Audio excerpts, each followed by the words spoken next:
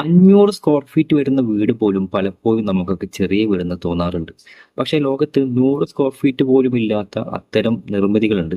വീടെന്ന് വേണമെങ്കിൽ വിളിക്കാം. അത്തരത്തിലുള്ള 3 നിർമ്മിതികളെ കുറിച്ചിട്ടാണ് ഇന്നത്തെ വീഡിയോ. ആദ്യത്തേത് പോളണ്ടിൽ സ്ഥിതി ചെയ്യുന്ന കെരറ്റ് ഹൗസ് എന്ന് പറയുന്ന ചെറിയൊരു കെട്ടിടമാണ്. കെട്ടിടം എന്ന് പറയാൻ പറ്റില്ല. ചെറിയ ഒരാൾക്ക് കഷ്ടിച്ച് അവിടെ നിൽക്കാൻ പറ്റും, താമസിക്കാൻ പറ്റും. 2 ബിൽഡിങ്ങിനിടയിലാണ് ഇത് നിർമ്മിച്ചിട്ടുള്ളത്. 3 അടി മുതൽ 5 അടി വരെയാണ് അതിന്റെ വീതി വരുന്നത്. അവിടെ ഉള്ള ഒരാൾ എഴുത്തുകാരനാണ് അവിടെ താമസിക്കുന്നത്. അദ്ദേഹത്തിന്റെ എഴുത്തിനും മറ്റുമായിട്ടാണ് ആ ഏരിയ ഉപയോഗിക്കുന്നത്. രണ്ടാമത്തേത് യുണൈറ്റഡ് കിങ്ഡം ആണ്. ഗ്രേറ്റ് ബ്രിട്ടനിലാണ്. ബ്രിട്ടനിലെ ഏറ്റവും ചെറിയ വീട് എന്ന രീതിയിലാണ് അറിയപ്പെടുന്നത്. പേര് കീ ഹൗസ് എന്ന് പറയുന്ന ആണ് കെട്ടിടത്തിന്റെ പേര്. നല്ല റെഡ് കളറിൽ, നല്ല ചുവപ്പ് കളറിൽ പെയിന്റ് ഒക്കെ അടിച്ചാണ് അവരത് മെയിൻറ്റെയിൻ ചെയ്യുന്നത്. കാരണം പണ്ടതൊരു മത്സ്യത്തൊഴിലാളിയുടെ വീടായിരുന്നു. അദ്ദേഹമാണ് അത് ഉപയോഗിച്ചുകൊണ്ടിരുന്നത്. ഇന്നത് ഒരു ടൂറിസ്റ്റ് സ്പോട്ടായിട്ട് മാറിയിട്ടുണ്ട്. ആളുകളൊക്കെ വന്ന് കാണുന്ന ഫോട്ടോ ഒക്കെ എടുക്കുന്ന ഒരു ടൂറിസ്റ്റ് അട്രാക്ഷൻ ആയിട്ട് ആ ഏരിയ മാറിയിട്ടുണ്ട്. വെറും 60 സ്ക്വയർ ഫീറ്റ് ആണ് അതിന്റെ ഏരിയ വരുന്നത്. അതിനുള്ളിൽ ചെറിയ കിച്ചണും ടോയ്ലറ്റും കാര്യങ്ങളൊക്കെ ഉണ്ട്.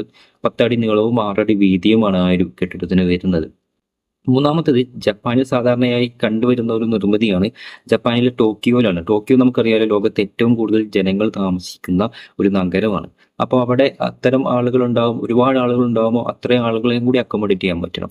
അപ്പോൾ അവിടെ ലിമിറ്റഡ് ആയ സ്പേസിൽ നല്ല യൂസ്ഫുൾ ആയിട്ടുള്ള കൺസ്ട്രക്ഷൻ, സ്പേസ് പ്ലാനിങ്ങോട് കൂടിയിട്ടുള്ള കൺസ്ട്രക്ഷൻ വരണം. അങ്ങനെ അവിടെ സാധാരണയായിട്ട് ഉപയോഗിക്കുന്ന മൈക്രോ അപ്പാർട്ട്മെന്റ്സ് ഉണ്ട്. 80 മുതൽ 90 സ്ക്വയർ ഫീറ്റ് വരെ വരുന്ന അപ്പാർട്ട്മെന്റുകൾ.